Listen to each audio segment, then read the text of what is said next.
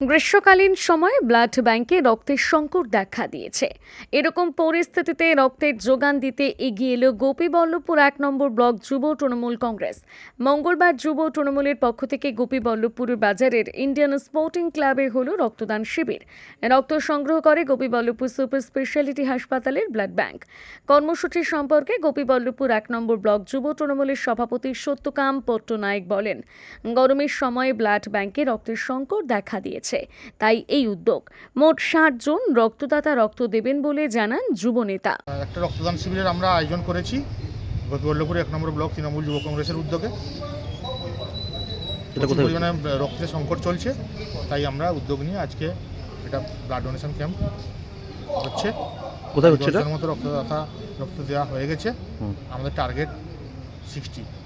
কোথায় হচ্ছে এই প্রোগ্রামটা? এই প্রোগ্রামটা আমাদের ইন্ডিয়ান স্পোর্টিং ক্লাবে হচ্ছে। আপনার নাম? আমার নাম সত্যকাম পট্টনায়ক।